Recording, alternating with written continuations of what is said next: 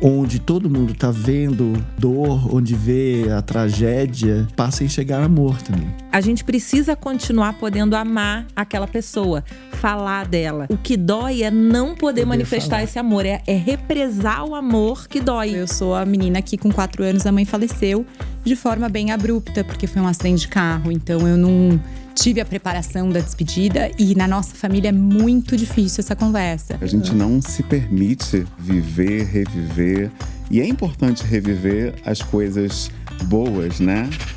Será que tem um roteiro para parentalidade? Educar e criar um outro ser humano é como a gente se preparar para uma viagem rumo ao desconhecido. Talvez você tenha feito todo um planejamento, pesquisado mapas, consultado guias, para então chegar lá e ser surpreendido com um novo destino, com novos códigos, novos hábitos, diferentes do que você imaginou.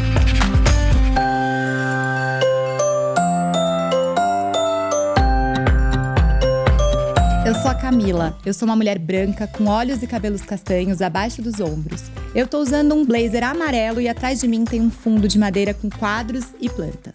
Olá, eu sou o André Tonani, eu sou branco, tenho cabelos pretos, olhos pretos, barba, tenho cabelo comprido, mas tá preso num coque. Tô de camisa preta com umas abelhinhas todas brilhantes, cheias de brilho. Oi, eu sou Lua Barros, eu sou uma mulher branca de cabelos longos, escuros, olho castanho. Olá, eu sou Rafael Stein, sou um homem branco, cabelos já com bastante fios brancos, bem curtinho, uso barba, tô usando um óculos, uma camisa preta. Olá, meu nome é Humberto Baltar, eu tenho cabelo preto, black, barba e bigode. Estou usando uma bata nigeriana, azul, com detalhes laranja e amarelo, calça jeans, relógio preto e pulseiras. Olá, eu sou a Gabi, eu tenho 38 anos, sou uma mulher negra não retinta, tenho cabelos volumosos, castanhos, olhos castanhos, estou vestindo um macacão preto com um paninho azul em cima. Se você está em um relacionamento, talvez tenha pensado em ter um filho. Como será a divisão dos cuidados? Como essa chegada da criança pode impactar a sua vida e carreira? Se você é pai, pode ser que tenha se planejado para ser protagonista nos cuidados e compartilhar as decisões do dia a dia. Mas, talvez junto dos filhos, chega também uma notícia fora do roteiro, que muda os planos por completo. A mãe das crianças adoece, o câncer coloca a vida em outra perspectiva. O casal precisa ter outras conversas, outro grau de intimidade e de relação. As preocupações, os sonhos e planos mudam. E chegou a hora de conviver com a ausência. Uma dor e uma conversa que ninguém está preparado. E como assumir a parentalidade solo nesse contexto? Para conversar com a gente sobre esse tema, eu tenho a honra de receber o Rafael Stein, que é quase meu parente de sobrenome e que tem uma história que se conecta muito com a minha. Ele é pai da Maria Clara e do Francisco, autor do Cartas para Maria, coautor dos livros Luto por Perdas Não Legitimadas na Atualidade, Quando a Morte Chega em Casa e As Escolhas de Gustavo. Ele é voluntário no Instituto Ana Michele Soares e no projeto Luto do Homem. Seja muito bem-vindo, Rafa. A gente quer muito ouvir a sua história. Obrigado pelo carinho, obrigado pelo convite. É um prazer estar aqui com vocês, dividir essa conversa com vocês. Vou contar a minha história rapidinho. Eu sou pai da Maria Clara e do Francisco, hoje com 11 e 7 anos. Eu sou viúvo, fui casado com a Micaela, que faleceu há 4 anos, após um longo período de 2 anos de tratamento de um câncer bastante agressivo, né? E aí eu costumo dividir a minha parentalidade em 2 momentos, né? Um antes do diagnóstico e outro depois do diagnóstico. Antes do diagnóstico, a minha preocupação, ela passava muito por prover, por ser o provedor da família, né? E nesse aspecto, talvez eu me identificasse com a maioria dos homens e entendia que cumpria o meu papel, né? Depois do diagnóstico, eu me vi numa posição de cuidado, né? de cuidar da minha esposa e dos meus filhos também. Mas a verdade é que eu não sabia cuidar, né? Então eu fui colocado nessa posição. Existe uma escolha, né? Eu queria ficar, eu quero, é a única opção para mim, mas de fato eu não sei, né? Eu vou ter e venho aprendendo até hoje como cuidar, né? E aí existe um primeiro momento, né, do porquê, porque ela, existe onde a gente acha que o mundo gira ao nosso redor, né? E depois a gente segue do diagnóstico, segue... E aí eu passei a viver mais presente em casa, né? Então eu passei a acordar mais cedo para preparar o café para ela, a chegar mais cedo para fazer a rotina das crianças, a alimentação, colocar para dormir, dar banho. Eu não era a pessoa que dava banho nos meus filhos, né? E aí tem algo que acontece quando a gente se coloca nessa posição. Tem algo que transformador, assim. Tem uma mágica que acontece quando a gente cuida, né? A gente acha que, num primeiro momento, que ao cuidar a gente está dando algo, mas a gente recebe em troca. Recebe em troca, é uma troca, né? A gente dá amor e recebe amor. Então, as crianças, principalmente, o retorno é muito rápido. Então, eu vou contar uma historinha para exemplificar isso. Eu chego em casa e assumo a parte da rotina. Então, é hora de banho, comida, etc. É hora de dormir. A minha esposa pergunta para Maria quem quer fazer ela ir dormir, né? E a Maria responde o papai. Aí minha esposa olha espantado para mim, porque eu nunca tinha escolhido. Minha filha tinha 5 anos. E aí eu vou lá, faço ela dormir, volto. Minha esposa, o Francisco já estava dormindo, eu volto para a sala, minha esposa estava ali me esperando. E a conversa girou em torno disso, né? De como que o câncer não tinha trazido só coisas ruins, né? Uhum. Que olha a relação que você está criando com as crianças. Olha a nossa relação. Porque, de fato, os 2 anos que depois do diagnóstico foram os 2 anos melhores de casamento, de relação. Né? A gente, em algum momento, a gente conversou assim do porquê e fala do pra quê, né? E aí você passa onde todo mundo está vendo dor, onde vê a tragédia, passa a enxergar amor também. Então, eu entendo que hoje eu vivencio essa descoberta de um amor que eu nem sabia que existia. Né? Hoje a minha esposa faleceu, eu assumo todo o cuidado das crianças, né? Sem saber, né? Aprendendo também. Mas eles passam a ocupar um lugar de me educar, de me ensinar, né? Eu vejo que o homem que eu aprendi a ser até aquele momento não dava conta de vivenciar aquilo, então eu passo também, eu acho que que pai que eu quero ser, e para ser esse pai eu também preciso que homem que eu sou, que homem que eu, enfim, quero ser. Então eu venho vivenciando esse processo de muito aprendizado, assim. E aí esse processo me traz uma consciência, me chama para o presente, assim, né? De talvez não fazer tantos planos, né? De futuro, de coisas muito distantes. Então, quando você passa a olhar para esse presente, porque você tem para fazer no dia, não colocando, por exemplo, a parentalidade num lugar muito distante.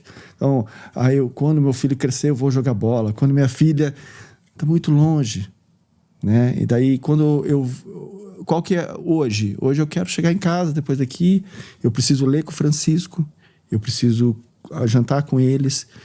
E quando eu coloco o meu objetivo para esse presente, isso me traz para agora. E aí, algo tangível, algo que eu consigo realizar, porque lá na frente, né, eu não sei. E aí, quando eu realizo isso, eu acho que eu me torno pai. Uhum. Quando eu realizo essas pequenas coisas. Então, essa descoberta da paternidade nessas pequenas coisas, no ordinário, assim, sabe? A vida, ela não é fácil para todo mundo, mas ela tem uma beleza, assim, nessas pequenas coisas. Então, essa jornada tem sido muito bonita por causa disso, sabe? Por dessa descoberta de um amor, assim, que eu não sabia que existia. É tão lindo te escutar. Eu acho que trazer a presença, as coisas simples do dia a dia. E para mim foi um alívio também, quando a gente tira desse lugar de lá no futuro, quem meu filho vai ser, né? Ou o que eu faço, se eu estou acertando, errando. E traz para o presente, é muito bonito mesmo. Para mim, me ajuda muito. De quem meu filho já é, né? Uhum. Porque eu tô lidando com ele ali. É claro que existe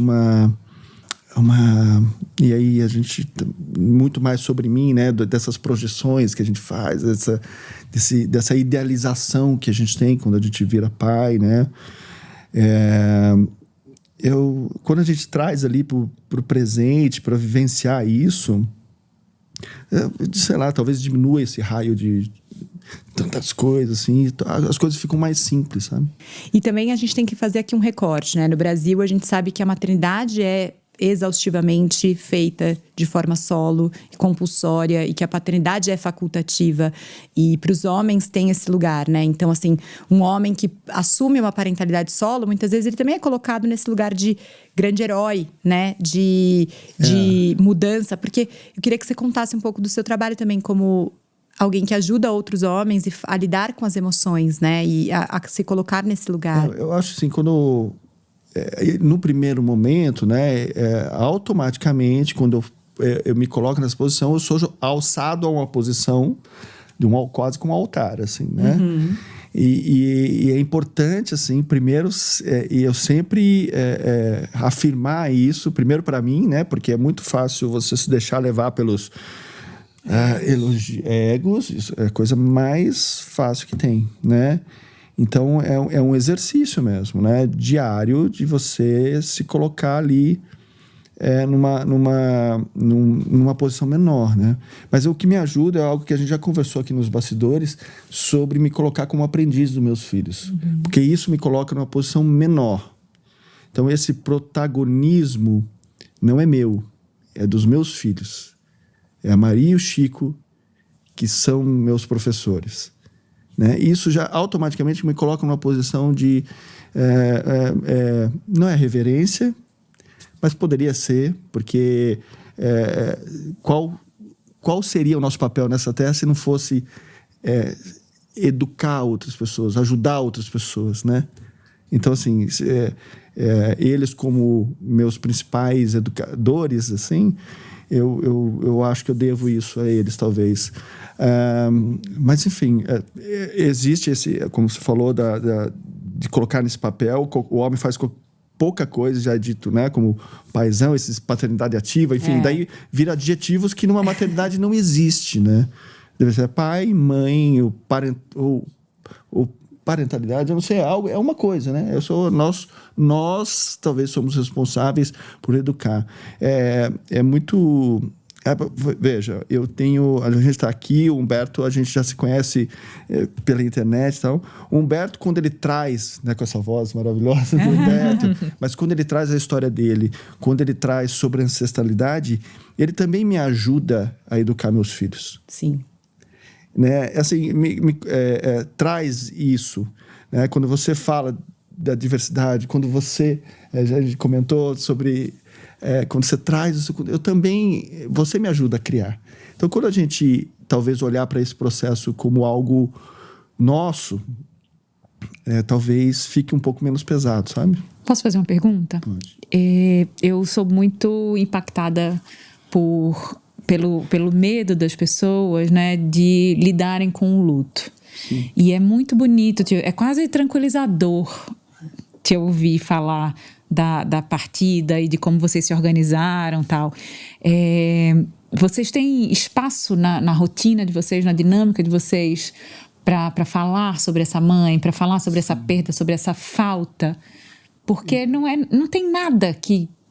Nada vai substituir essa mãe, né? Então, é a materialização de uma falta. Como que é isso na família? Quando a gente fala agora a ausência, mas ela é muito mais presente, né? Porque a presença, ela é uma presença na ausência. Porque é o tempo todo. Né? Então, ela está presente em tudo. E a gente, em casa, não sei se é algo que a gente foi construindo isso naturalmente, né? Dentro de um processo de tratamento da minha esposa, e chegou os momentos das conversas, né, difíceis, em algum momento, eu e ela, e isso vem com as crianças, assim. Então a gente não se... Eu lembro de um combinado que eu fiz com a Maria quando eu contei que a mamãe tinha partido, né? E aí olha, lembra quando a mamãe assim, falei, ela já virou, a mamãe morreu? Eu falei, sim. E aí, enfim, ela chorou e eu chorei também. A gente se abraçou. E aí é um combinado. Olha, tudo bem chorar, você pode chorar. Eu também vou chorar. Quando você sentir saudade, você fala comigo. E quando eu sentir, eu vou falar com você. Então, vamos fazer esse combinado aqui. E aí eu falei, olha, você quer saber como eu e a sua mãe escolhemos seu nome? Né? E vou contar a história. E aí a minha filha sai. Eu fiquei sentado na cama, né? E aí a minha filha saiu, depois de a gente chorar bastante. E ela saiu, foi pro meu filho que ia fazer 3 anos. Ela falou assim, Francisco, você sabe que a mamãe morreu. O papai disse que pode chorar se você quiser chorar. Então, não foi uma única vez, por exemplo, que a Maria me acolheu.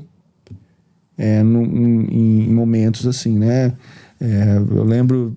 eu tava na geladeira, porque assim, não avisa quando vem, né? A emoção vem quando ela...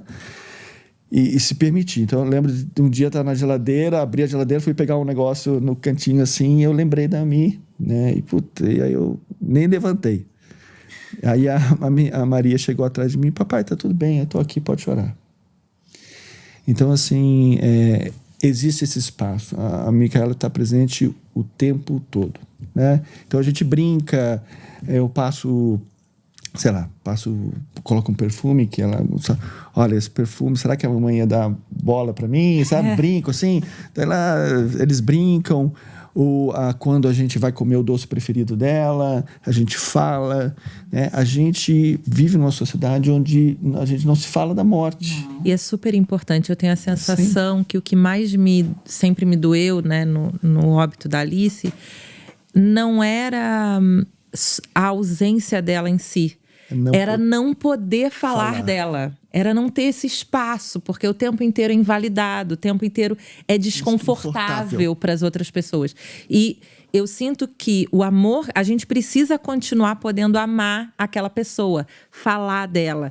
O que dói é não poder manifestar falar. Esse amor, é represar o amor que dói. Porque o que a sociedade... E a sociedade faz a gente represar o tempo inteiro. Eu queria incluir nessa conversa, porque eu sou a Maria Clara, né? No caso, eu sou a menina que com 4 anos a mãe faleceu de forma bem abrupta, porque foi um acidente de carro. Então, eu não tive a preparação da despedida e na nossa família é muito difícil essa conversa.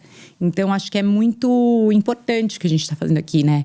De validar essa dor, de poder continuar amando essa dor, de poder falar das pessoas. Então, acho que é um serviço que a gente está fazendo, falar. Poder falar que sente falta, poder sofrer, as pessoas falam assim, mas já faz tanto tempo. Não, mas você tem que seguir a sua vida. Eu não quero seguir a minha vida, eu quero poder falar. Porque não existe essa coisa de deixar para trás. Não tem. A pessoa está aqui. Eu vi a minha esposa morrendo, eu fiquei até o último minuto da respiração dela. Não tem como eu virar para falar assim, não, isso passou. Não tem. Todo dia que eu olho para meus filhos, eles estão crescendo sem a mãe. Com muita presença dela, né? Assim, mas assim, não tem como deixar para trás. Então, assim, o luto, é um conceito, né? Já passou tanto tempo, não sei o quê, tal. O luto não acaba. Não. Quando minha filha fizer 15 anos, quando minha filha entrando na adolescência, aquele assunto que eu seria mãe para conversa, eu vou lembrar. O Francisco se formou na escolinha, quando eu sentei e estava sozinho, eu lembrei dela. Então, o luto não tem fim, né? A gente vai aprendendo a lidar com aquele desconforto, né? E é importante esse espaço. Veja, a gente está falando... poder falar sobre isso, porque a gente vive num mundo onde a gente não pode sentir. Não pode. Não tem permissão para sentir. Você falou, eu não posso, já faz muito tempo. Como homem... primeiro que eu não tinha nem repertório emocional para vivenciar aquilo, né? E aí o que se espera, né, de um homem lutado quando tudo aconteceu, né? E aí, quando eu sigo um caminho totalmente diferente, nossa, cria uma inadequação geral, assim, né? Então, é muito importante esse espaço de poder falar. Então, em casa, a gente fala. Que bom. Essa insistência também de que o tempo tem que ser linear, isso acaba sendo uma prisão, né? Porque Sim, a gente não se permite, né, viver, reviver. E é importante reviver as coisas boas, né, que passaram. E não tem nada de ruim nisso, né? E as ruins também, a gente precisa voltar nesse pra lugar. ressignificar, assim. A gente exatamente. precisa recontar essa história. Por um período, é quase desrespeitoso com a pessoa que a gente amou falar assim, eu não quero mais sentir essa dor. Não, eu quero sentir essa dor, porque essa dor compõe essa relação também, depois que a pessoa vai embora. E você precisa sentir essa dor até fim. Porque você precisa sentir ela para abrir espaço para as outras coisas nascerem. Eu ainda não conheço esse fim, mas talvez. O fim que eu digo, não é que. Eu usei a expressão errada, mas sentir, dar espaço para essa dor. Né? Não é que ela vai acabar. Mas quando você sente, você vivencia, você abre espaço para outras coisas nascerem. Num primeiro momento, a dor ela é tão aguda que você resume tudo à morte, né? Aquele momento. Então, quando você vivencia aquilo, depois você abre espaço. Né? Hoje a gente consegue falar, as crianças conseguem falar sorrindo. Sim, sem se desfazer, né, diante daquela emoção. Mas a relação de vocês com os pais? A gente tem mais 2 minutinhos, porque a gente estava falando de um pai, homem.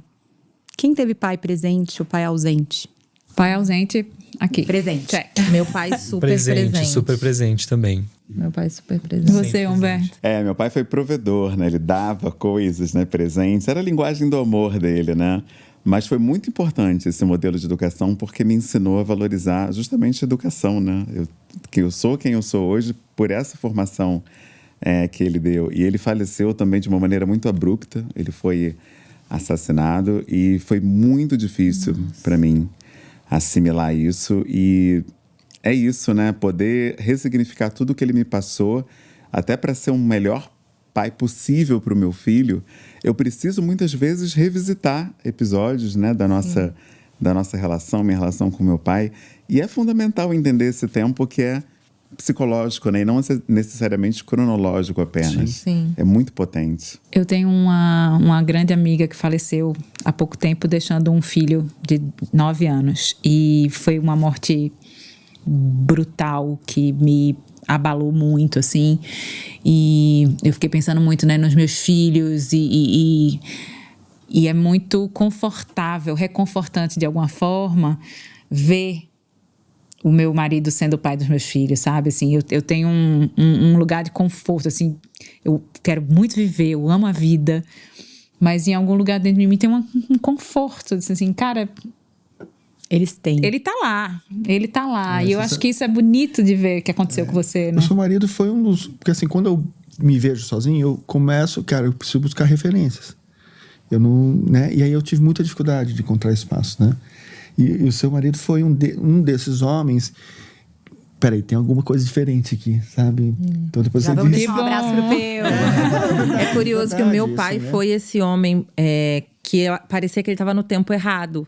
Porque ele não foi o provedor, pelo contrário. Ele tinha a fragilidade dele nesse lugar do desemprego e tal, a gente muito pobre ali. Ele não tinha uma certa paixão pelo trabalho, ele era apaixonado pelo lar e por estar comigo. E ele era tido como um homem fraco. Pela minha mãe, pela vizinhança, pela família.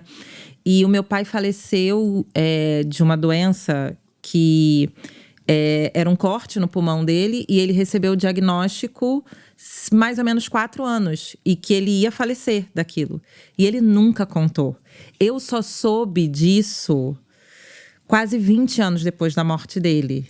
E aí eu pude voltar no tempo e olhar para aquele pai forte que eu sempre tive. Porque ele passou por isso sozinho. Ele faleceu sem contar pra ninguém que ele sabia. Mas acho que é isso, né, Rafa? Nesse episódio de hoje, os homens não precisam passar por isso sozinhos. Não. Né? Eu acho que não. E não devem, né?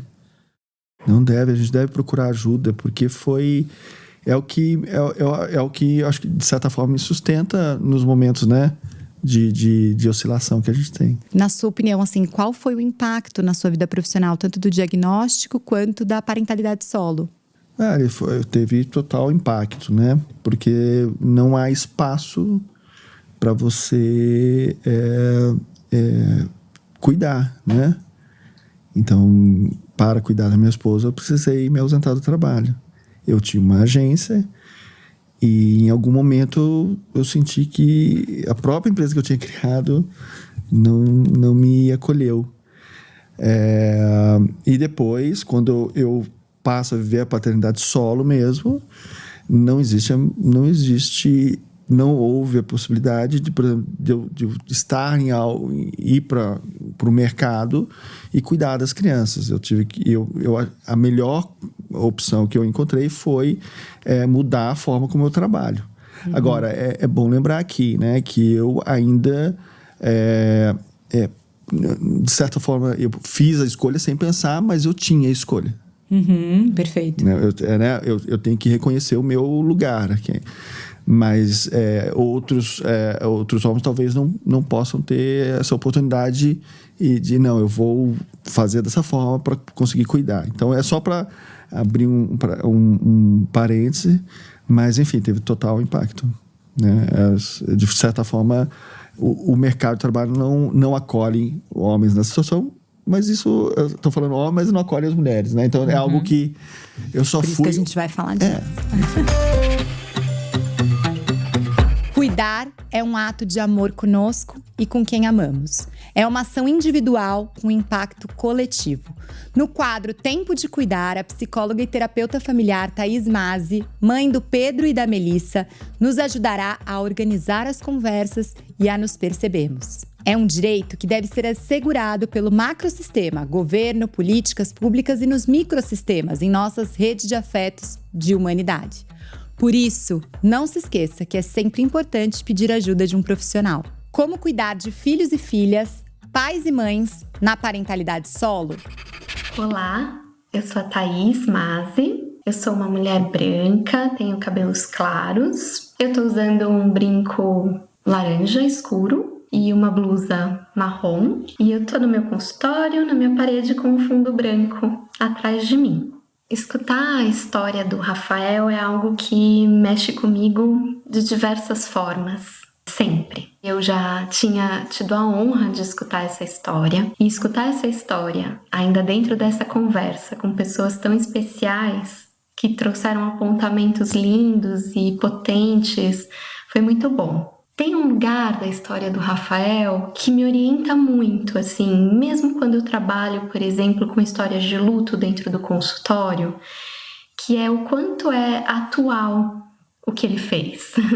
Talvez ele saiba, né? O quanto o fato dele poder trabalhar com a certidão de vida da Micaela e não apenas com a certidão de óbito, né? Porque o luto, o óbito, a perda, ele faz parte da vida. E acho que quando o Rafael convida todos nós, todas nós, a lembrar a presença da Micaela, quando ele faz isso com as crianças, quando ele faz isso com ele mesmo, ele traz o que tem de mais potente no trabalho com luto, de mais atual, seja nos consultórios, no olhar da psicologia, para a prática. Então, criar certidões de vida é poder manter vivo, presente, constante, a história, os impactos, os aprendizados, a falta que a pessoa faz. E como ele traz essa falta que denuncia a presença, que denuncia o quanto foi importante ter a vida da pessoa com a gente. E isso faz com que o que a gente viveu permaneça orientando a nossa existência. Né? Isso faz com que os aprendizados que a família teve, no caso dele, mas em tantos casos de luto, faz com que aprendizados, afetos ganhem espaço para sempre dentro da gente. Então, eu acho precioso isso que ele conta. E, somado a isso, o Rafael me lembra também, né, nessa história e os apontamentos que os outros participantes fizeram, essa frase, essa expressão de que o amor é o que o amor faz. Então, o sentimento amor, ele às vezes é algo muito abstrato, né? A gente ama muitas pessoas, muitas coisas, muitas experiências. E quando vários autores, né, a Bell Hooks, por exemplo, no livro dela Tudo sobre Amor, e outros também, Humberto Maturana, contam pra gente que amar é verbo, é ação. E o Rafael conta pra gente que ele escolheu amar como verbo, como ação, os filhos, mesmo diante de uma dor, mesmo diante de um momento onde ele precisava também cuidar de uma dor dele, ele resolveu ali ter uma ação amorosa. Ele resolveu se comprometer com o desenvolvimento dessas crianças espiritual, né? Pensando em espiritualidade no nosso maior desenvolvimento possível. Então, esse amor que ele proclama, que transforma um sentimento em uma ação, em um jeito de estar com o outro, no caso com os filhos, também é algo que eu acho que merece ser destacado. E para a gente pensar que tipo de ações amorosas a gente tem feito com as pessoas que a gente ama. E esse lugar que ele convida de não precisar ser lá no fundo uma grande ação, no futuro, com um grande planejamento, mas essas ações podem ser no cotidiano, podem ser no dia a dia. Esse é um lugar da história do Rafael que sempre me toca e que eu acho que a gente pode destacar dessa conversa tão bonita que ele ofereceu pra gente. Ninguém está preparado para esse assunto. Perder alguém é algo inimaginável e uma dor imensa. A mudança que isso provoca nas estruturas familiares é sem proporções e o impacto na vida do colaborador também. Aqui é importante que a empresa seja uma parceira, demonstre cuidado com a presença, escuta, afeto. Toda demonstração importa. Acolher e abrir esse espaço seguro para as conversas, oferecer suporte emocional, garantir a licença luto e os direitos possíveis para essa família.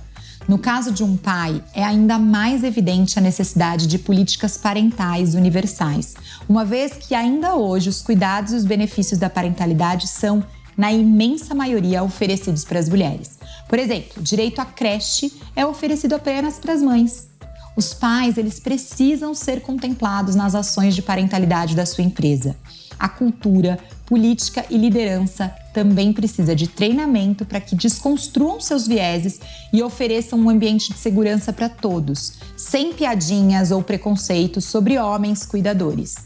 O letramento emocional para pais é fundamental. E a Filhos no Currículo pode te ajudar a levar todo esse assunto para sua empresa e cuidar da parentalidade. É só contar com a gente.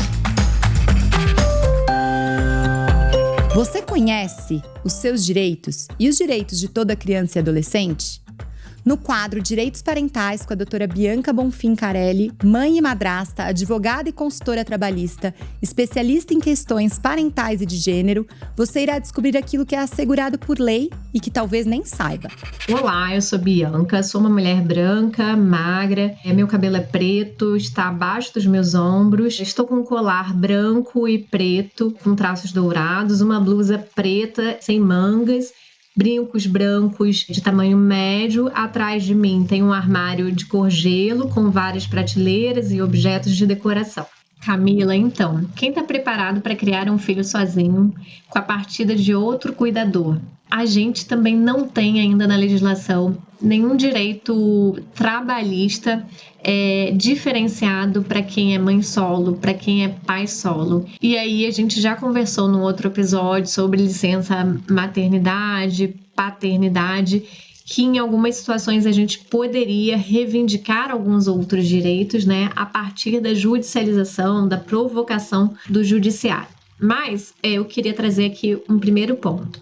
Se essa paternidade solo acontece com o falecimento da mãe durante o parto, o pai automaticamente vai ter o direito reconhecido ao período de licença maternidade, que a mãe faria jus, né?